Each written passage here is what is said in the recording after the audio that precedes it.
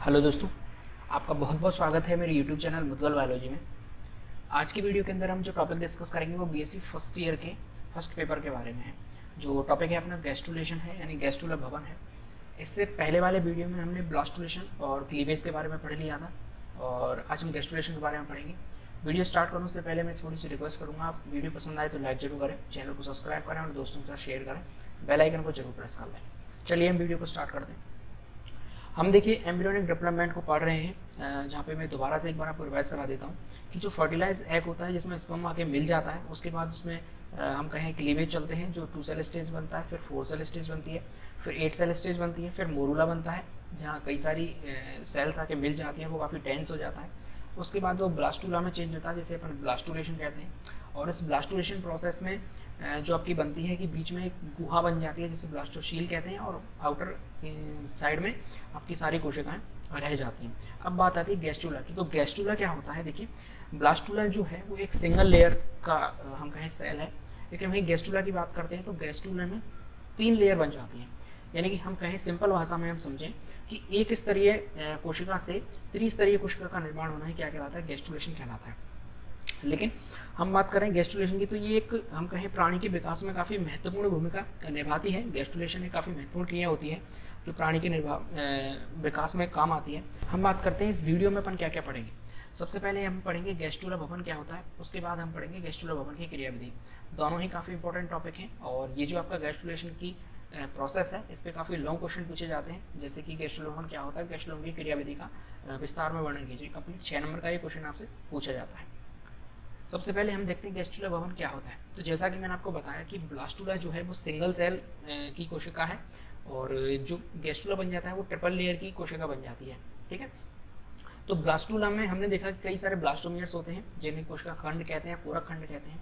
तो जब ब्लास्टुला से ब्लास्टुला से जब गैस्ट्रुला बन रहा होता है तो 2 काम होते हैं वहाँ पर। सबसे पहले कोशिकाओं का डिफरेंशिएशन होता है, यानी कोशिकाओं का विभेदन होता है। उसके बाद वो अपने जो उनका निर्धारित स्थान है, यानी कि जो निर्दिष्ट स्थान है जहाँ तक उनको पहुँचना है, वहाँ तक पहुँचने के लिए वो गतियाँ करते हैं। ये 2 मुख्य कार्य होते हैं जब वो ब्लास्टुला से गैस्ट्रुला में बदल रहा होता है।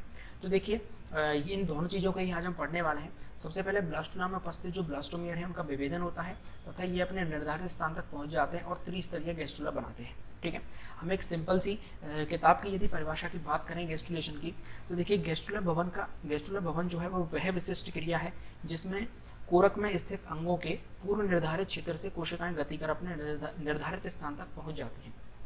ठीक है, यानी कि जो ब्लास्टुला है उसमें जितनी भी कोशिकाएं हैं वो अपने निर्धारित स्थान तक पहुंच जाती हैं, इसे ही अपन गैस्ट्रुलर भवन कहते हैं।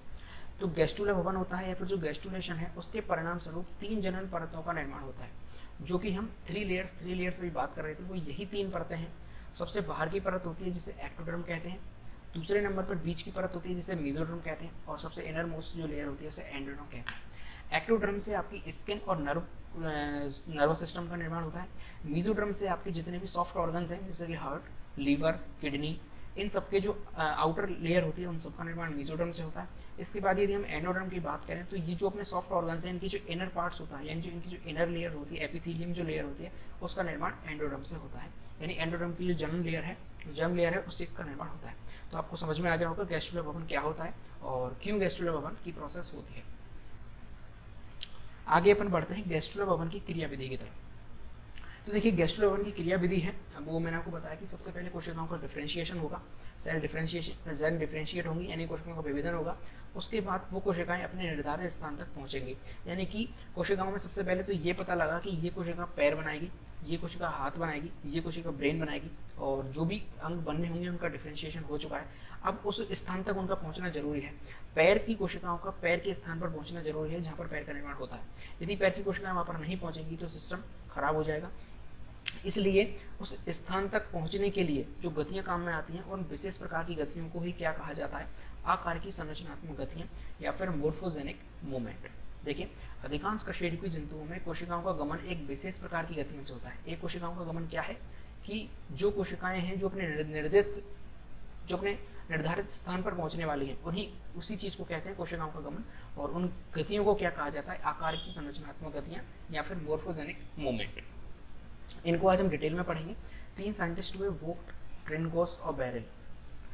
इन्होंने सबसे पहले इन गतियों के बारे में बताया कि इन गतियों के कारण ही ब्लास्टुला एक निश्चित संरचना ग्रहण करता है। यदि ये गतियां नहीं होंगी तो ब्लास्टुला नहीं बन पाएगा। ये जो गतियां हैं मुख्य रूप से दो प्रकार की होती हैं। कौन कौन सी होती है? सबसे पहले अध्यारोहणी गतियां, जिसे एपीबोलिक कहते हैं, या फिर एपीबोलिक मॉर्फोजेनिक मूवमेंट कहते हैं इसे। दूसरे नंबर पर आता है अंतरारोहणी गतियां, जिसे एम्बोलिक कहते हैं, या फिर एम्बोलिक मॉर्फोजेनिक मूवमेंट। इन दोनों ही गतियों को हम डिटेल में पढ़ेंगे। चलिए सबसे पहले हम अध्यारोहणी गति की बात करते हैं, या फिर एपीबोलिक की हम बात करते हैं। देखिए एपीबोलिक का मतलब क्या होता है कि किसी चीज को बाहर से कवर करना। अध्यारोहणी जो शब्द है हमारे सामने, इससे हम क्या समझते हैं कि किसी चीज को बाहर से कवर करना, तो इसी शब्द से बना है एपीबोलिक, या फिर कहें अध्यारोहणी गतियां। इन गतियों में क्या होता है कि जो एक्टोडर्मल ब्लास्टोमियर्स होते हैं, यानी कि हम बात कर रहे हैं यहाँ पे ये अपना ब्लास्टुला है, तो इसकी जो बाहर की लेयर्स हैं जिसे अपन कहते हैं एक्टोडर्मल ब्लास्टोमियर्स, ये ब्लास्टोमियर्स हैं जो कि बाहर की तरफ पाए जा रहे हैं, इनमें ये गतियां पाई जाती हैं, यानी कि इन ब्लास्टोमियर्स में ये गतियां पाई जाती हैं। ठीक है, और ये जो गतियां हैं, ये जो ब्लास्टोमियर्स हैं पूरे भ्रूण को कवर कर लेती हैं, मतलब पूरे भ्रूण को चारों तरफ से घेर लेती हैं, जैसा कि आप इस डायग्राम में देख पा रहे हैं। ये गतियां डिवाइड करती हुई इधर ये कोशिकाएं इधर से आती हैं। ठीक है, तो ये चारों तरफ से इस भ्रूण को घेर लेती हैं। और इन कोशिकाओं की बात करें कि ये सिर्फ ब्लास्टोमियर पोर, यानी कि सिर्फ कोरक छिद्र को छोड़ देती हैं। ये कोरक छिद्र है, जैसे ब्लास्टोपोर कहते हैं, इसको छोड़कर चारों तरफ से भ्रूण को घेर लेती हैं, जैसा कि इन तीनों डायग्राम में आप देख पा रहे हैं। ये जो कोशिकाएं हैं या फिर ये जो लेयर है इसे एक्टोडर्म कहते हैं, और ये जो अंदर की तरफ लेयर पाई जा रही है इनको कहते हैं एंडोडर्म या फिर एंडोडर्म लेयर। तो एपीबोलिक के लिए आपकी समझ में आ गई कि ये जो गति है वो एक्टोडर्मल ब्लास्टोमियर्स में पाई जाएगी। ठीक है, और ब्लास्टोमियर की जो सेल्स हैं वो पूरे भ्रूण को चारों तरफ से घेर लेंगे, और ये जो कोशिकाएं हैं जब चारों तरफ से इसको घेर लेंगी भ्रूण को, तो इनके अंदर एक एपिथेलियम की लेयर बन जाएगी, और उसी लेयर को उपकला स्तर या फिर एपिथेलियम लेयर कहते हैं। अब हम बात करते हैं कि ये जो गतियां हैं ये कोशिकाएं किस प्रकार से गति करती हैं। तो ये गतियां करती हैं अमीबा प्रकार से गतियां करती हैं ये कोशिकाएं। अमीबा जो गति होती है जिसे अमीबॉइड लोकोमोशन कहते हैं, वो किस तरीके से होती है? देखिए अमीबा गति करता है हमेशा इर्रेगुलर शेप में। ठीक है, ये अमीबा है, यदि इसको आगे बढ़ना होगा तो ये इर्रेगुलर शेप में अपनी गति करेगा। अमीबा के बारे में आप सब जानते हैं, सूडोपोडियल लोकोमोशन उसमें पाया जाता है। ठीक है, तो इसी तरीके से ये कोशिकाएं एक स्थान से दूसरे स्थान तक जाती हैं, यानी कि इस भ्रूण को चारों तरफ से घेर लेती हैं। अब एक इनकी खास बात क्या है कि ये कोशिकाएं जब भ्रूण को चारों तरफ से घेर रही हैं तो साथ ही साथ इनमें विभाजन भी होते रहते हैं। ठीक है, और यदि हम बात करें कि इस तरह की जो गतियां हैं अध्यारोहणी गति, वो एम्फियोक्सस में पाई जाएंगी, और मेंढक यानी कि जो आपके एम्फीबियंस हैं उनके एग में पाई जाएंगी, और जो बहुपीत के अंडे होते हैं यानी कि जो टीलोलेसिथल एग्स होते हैं उनमें भी ये पाई जाएंगी। यानी कि जो टीलोलेसिथल एग जिन जंतुओं के होते हैं जैसे कि चिक, तो चिक के एग में या चिक के एम्ब्रियो में कौन सी गति पाई जाएगी? अध्यारोहण गति पाई जाएगी। ठीक है, आई होप आपको समझ में आ गया होगा। अगली जो गतियां हैं वो है अंतरारोहणी गतियां, जिसे एम्बोलिक कहते हैं या फिर एम्बोलिक मॉर्फोजेनिक मूवमेंट्स कहते हैं। वो गतियां हमेशा भ्रूण के बाहर गति करती हैं, वो गति हमेशा भ्रूण के बाहर होती है, लेकिन ये गति भ्रूण के अंदर की तरफ होती है, यानी कि जो अंदर की तरफ कोशिकाएं पाई जाएंगी उनमें ये गतियां पाई जाती हैं। और इन गतियों का संबंध संभावी जो मेसोडर्मल कोशिकाएं, जो एंडोडर्मल कोशिकाएं उनसे होता है, यानी कि एक्टोडर्म की जो कोशिकाएं इनसे कोई मतलब नहीं होता। जो अंदर की तरफ मेसोडर्म की कोशिकाएं पाई जाएंगी या एंडोडर्मल जो सेल्स पाई जाएंगी उनसे इस गति का संबंध होता है, यानी कि उन कोशिकाओं में ये गतियां पाई जाती हैं। और ये गति हमेशा बाहर से भीतर की तरफ गति करती है। वो गति कर रही थी कोशिकाएं सिर्फ बाहर की बाहर, ये गतियां बाहर से अंदर की तरफ गति करती हैं। ठीक है, और ये जो गतियां हैं कई प्रकार की होती हैं, कुल 7 प्रकार की गतियां बताई गई हैं। इन गतियों को बने ये गतियां बने 7 प्रकार की होती है। कौन कौन सी देखिए, सबसे पहले अंतर्वलन, फिर अंतर्वेशन, फिर अभिचरण, फिर बहु अंतर्वलन जिसे पुनः 2 भागों में डिवाइड किया गया है, एक ध्रुवीय और बहुध्रुवीय, फिर अपसरण, फिर विस्तरण और फिर प्रसरण। इन सब के आप इंग्लिश में भी नाम देख लीजिएगा, जैसे कि इन्वेजिनेशन को अंतर्वलन बोलते हैं, अंतर्वेशन को इनवोल्यूशन बोलते हैं, अभिसरण को कन्वर्जेंस बोलते हैं, और बहु अंतर्वलन को पॉली इन्वेजिनेशन बोलते हैं, अपसरण को डाइवर्जेंस कहते हैं, विस्तरण को डीलेमिनेशन कहते हैं, और प्रसरण को एक्सटेंशन कहते हैं। एक एक को हम आगे पढ़ेंगे अभी। सबसे पहले हम बात करते हैं अंतर्वलन की, यानी कि इन्वेजिनेशन की। तो इन गतियों के दौरान क्या होता है, देखिए कि जब अंतर्वलन या फिर वह इन्वेजिनेशन गतियां हो रही होती हैं तो ये जो ब्लास्टोमियर है इनको कवर नहीं करते हैं। ठीक है, जो ब्लास्टोमियर है वो अंदर की तरफ गति कर जाता है, यानी कि ये ब्लास्टोमियर्स हैं, कोरक खंड है, ये इसको बाहर की तरफ से कवर ना करके बल्कि अंदर की तरफ गति करेंगे कुछ इस तरीके से, क्योंकि यहाँ से इन गतियों में बाहर से तो कोई लेना देना है ही नहीं। तो देखिए क्या होगा कि ये जो ब्लास्टोमियर है, कुछ ब्लास्टोमियर जो नीचे की तरफ होते हैं वो आकार में बड़े हो जाते हैं, बड़े होने के बाद अंदर की तरफ धंसना स्टार्ट कर देते हैं, धंसना या फिर हम कहें अंदर की तरफ वलयित होना स्टार्ट कर देते हैं। जैसा कि आप इस डायग्राम में देख पा रहे हैं, एक वलय जैसी संरचना बन जाती है, अंदर की तरफ ये धंसते चले जाते हैं और इस धंसने के कारण भ्रूण की जो पृष्ठ सतह है, ये इसकी पृष्ठ सरफेस है, ये इसकी अधर सरफेस है, अधर सतह है, इसकी पृष्ठ सतह है, तो यहाँ पर एक खांच बन जाती है, ये खाली स्थान, ये ग्रुप बन गई, ये खांच बन गई। इस खांच को बोला जाता है आधांत्र या फिर एरेक्ट्रॉन, एरिंगट्रॉन, ठीक है। और जहाँ पर इस बलन का अंत होगा, यानी कि मान के चलिए ये बलन यहाँ से स्टार्ट हुई, यहाँ पे आके, और इधर से स्टार्ट हुई यहाँ पे आके, तो इस पॉइंट पे आके जब ये इस बलन का जो अंत होगा उसे कहेंगे ब्लास्टोपोर या फिर कोरक छिद्र हिंदी में, ठीक है। तो इस तरीके से अंतर्बलन होता है, यानी कि अंदर की तरफ कोशिकाएं वलयित हो जाती हैं, अंदर की तरफ धंसना स्टार्ट कर देती हैं। कौन सी कोशिकाएं? एंडोडर्म की कोशिकाएं, जो सबसे लास्ट में होती हैं, आकार में बड़ी हो जाती हैं और अंदर की तरफ धंसना स्टार्ट कर देती हैं, जिससे ग्रुप बन जाती है, खांच बन जाती है, जिसे एरेक्ट्रॉन कहते हैं। और जो जहाँ पर ये बलन जो है अंत होता है उसे ब्लास्टोपोर कहा जाता है, ठीक है। आगे बढ़ते हैं, दूसरा है अंतर्वेशन, जिसे इनवोल्यूशन कहते हैं। देखिए अंतर्वेशन और अंतर्बलन में एक मामूली सा अंतर है कि जो अंतर्बलन होता है उसमें सबसे लास्ट में जो कोशिकाएं हैं वो फोल्ड होना स्टार्ट होती है, लेकिन अंतर्वेशन की यदि बात करें तो सबसे पहले कोशिकाएं ब्लास्टोपोर के पास आकर एकत्रित हो जाएंगी, यहाँ से कोशिकाओं का कवरिंग स्टार्ट होगी, ठीक है। और स्टार्ट होने के बाद यहाँ से ये कोशिकाएं पुनः अंदर की तरफ वलयित होना स्टार्ट कर देती हैं, ठीक है। बस ये मामूली सा अंतर है कि वहाँ तो पूरे ब्लास्टोपोर वगैरह को घेर लिया जाता है और जब वो कोशिका अंदर की तरफ धंसना स्टार्ट करती है, लेकिन यहाँ पर ब्लास्टोपोर को छोड़ दिया जाता है, दोनों किनारों से ही कोशिकाएं अंदर की तरफ फोल्डिंग्स करना स्टार्ट कर देती हैं। इसे इनवोल्यूशन या फिर अंतर्वेशन कहते हैं। आगे अपन बढ़ते हैं अभिसरण की ओर, जिसे कन्वर्जेंस कहते हैं। इसका मतलब क्या होता है? आपने कभी लेंस के बारे में पढ़ा होगा फिजिक्स में, जिसमें अपसारी लेंस और अभिसारी लेंस होता है। तो जो अभिसारी लेंस होता है वो क्या करता है, जो किरण आती है उनको एक जगह पर केंद्रित कर देता है, ठीक है। वही चीज़ यहाँ पर है कि एक क्षेत्र विशेष की कोशिकाएं एक जगह पर स्थानांतरित होकर और एक क्षेत्र विशेष की कोशिकाएं स्थानांतरित होकर एक जगह पर एक निश्चित क्षेत्र पर आकर या फिर हम कहें एक निश्चित जगह पर आकर एकत्रित हो जाती है, जिसे ही अभिसरण कहते हैं। जैसा कि वो लेंस है वो एक निश्चित जगह पर उन किरणों को एकत्रित कर देता है, सेम केस यहाँ पर है कि एक क्षेत्र विशेष की कोशिकाएं, मान लीजिए ये कोशिकाएं हैं, ठीक है, और ये कोशिकाएं इनको एक निर्धारित या फिर हम कहें निश्चित स्थान पर एकत्रित होना है। तो ये कोशिकाएं सभी की सभी देखिए, आप देखिए ये कोशिकाएं एक जैसी बनती जा रही हैं और लास्ट में जाके इस स्थान पर आकर एकत्रित हो गई हैं ये कोशिकाएं, ठीक है। इनमें क्या होता है कि सभी संभावित मेसोडर्मल कोशिकाएं एक्टोडर्म व एंडोडर्म के बीच में एकत्रित होकर मेसोडर्म का निर्माण करती हैं।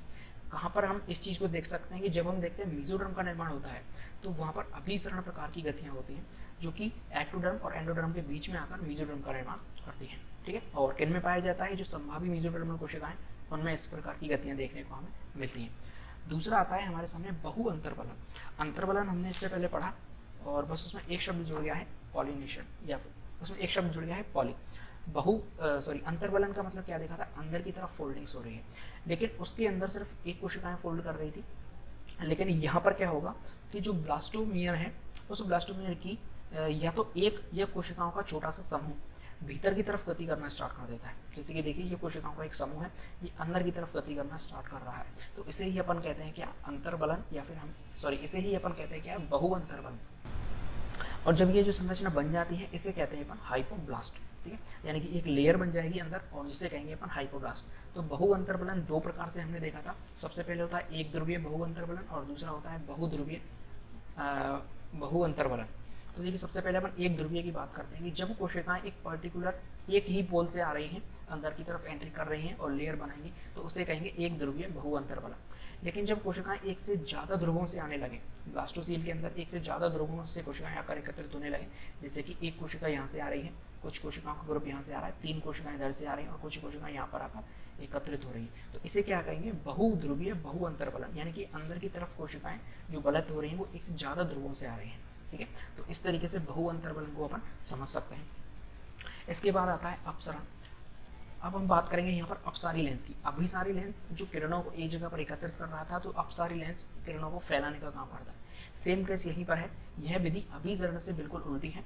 गैस्ट्रुलर भवन के दौरान जो कोशिकाएं कोरक छिद्र से अंतर्वलित होकर अंदर आ जाती हैं, वे अपसरित होकर भ्रूण में अंगों के विकास के लिए अपने अपने स्थान की ओर गमन करना स्टार्ट कर देती हैं। जो अभिसरण था वहाँ पर क्या हो रही थी कि एक निश्चित क्षेत्र की कोशिकाएं एकत्रित होकर स्थानांतरित होकर एक स्थान पर एकत्रित हो रही थी। लेकिन यहाँ पर क्या है कि जो कोशिकाएं एक स्थान पर एकत्रित हो गई हैं, अब उनको अपनी अपनी जगह पर जाना है, यानी कि अब उनको फैलना है, एक स्थान से दूसरे स्थान पर उनको जाना है। ठीक है, तो वे अपसरित होकर क्या होंगी, भ्रूण में अंगों के विकास के लिए अपने अपने जो निर्धारित इनका स्थान है वहाँ पर गमन करना स्टार्ट कर देती हैं। और ये क्रिया कब देखने को मिलती है, ये मुख्य रूप से मेसोडर्म के निर्माण के समय होती है। वो भी मेसोडर्म के निर्माण के समय थी और ये भी मेसोडर्म के निर्माण के समय में देखने को मिलती है। उदाहरण है इसके रेप्टाइल्स के एग्स या फिर एबीज के या फिर मेमल्स के जो एम्ब्रियो होते हैं उनमें ये क्रिया हमें देखने को मिल जाती है। आगे हम बढ़ते हैं विस्तरण या फिर डीलेमिनेशन। ये शब्द है वो लेमिनेशन से आया है। लेमिनेशन का मतलब क्या होता है, किसी चीज़ को स्तृत करना या फिर कवरिंग करना। ठीक है, और विस्तरण का मतलब होता है कि किसी चीज़ को कवरिंग को हटा देना उस स्थान से।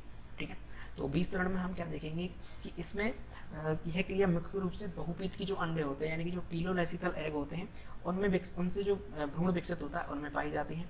और इसमें जो एक परतीय ब्लास्टुला है उसकी कोशिकाएं पृथक होकर ब्लास्टोसील में एकत्रित होना स्टार्ट हो जाती है। जैसे कि ये देखिए सिंगल लेयर है, एक परतीय ब्लास्टुला है, तो इसकी जो कोशिकाएं हैं ब्लास्टोसील में आकर एकत्रित होना स्टार्ट हो रही हैं।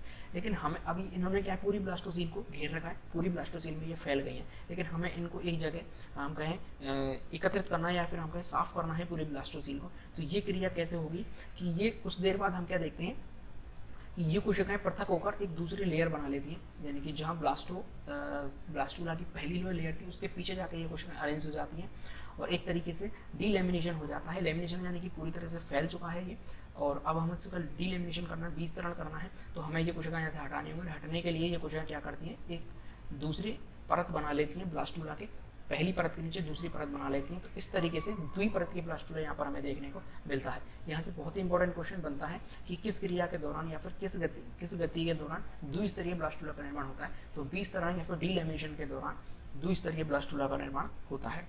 अगली जो विधि आती है वो प्रसरण यानी कि एक्सटेंशन। प्रसरण का मतलब होता है किसी चीज़ पर फैलना या किसी चीज़ का फैलाव होना। इस विधि में कोशिकाएं अपना प्रसार करती हैं, सीधी सी बात है, यहाँ पर कोई विशेष कार्य नहीं होगा, बस कोशिकाएं इरेगुलर रूप से फैलती हुई जाती हैं और प्रसार करती हुई एक स्थान से दूसरे स्थान तक गमन करती हैं। ठीक है, कुछ भी खास बात नहीं है, सिर्फ यहाँ पर कोशिकाएं एक्सटेंड होंगी यानी कि फैलेंगी, उनका प्रसरण होगा। ठीक है, और इस समय भ्रूण अपने अग्र पश्च अक्ष पर लंबा होने लगता है और सभी कशेरुकी प्राणियों में ये क्रिया मुख्य रूप से होती है। जैसे कि सबसे पहले जो ब्लास्टुला है या फिर गैस्टुला है वो गोल होता है, लेकिन जैसे ही लास्ट में प्रसरण होने लगता है तो प्रसरण के बाद वो जो भ्रूण है वो लंबा होने लगता है अपने अग्र अक्ष और पश्च अक्ष से। ठीक है, तो इस तरीके से प्रसरण जो विधि है वो हमने देखी। इस तरीके से टोटल 7 गतियाँ होती हैं और ये 7 गतियाँ अंतरारोहणी गतियों के अंदर आती हैं। आई होप आपको ये वीडियो अच्छी लगी होगी, और अच्छी लगी है तो चैनल को सब्सक्राइब जरूर करें, वीडियो को दोस्तों के साथ शेयर करें, देश से प्यार करें, माता पिता से प्यार करें। जय हिंद।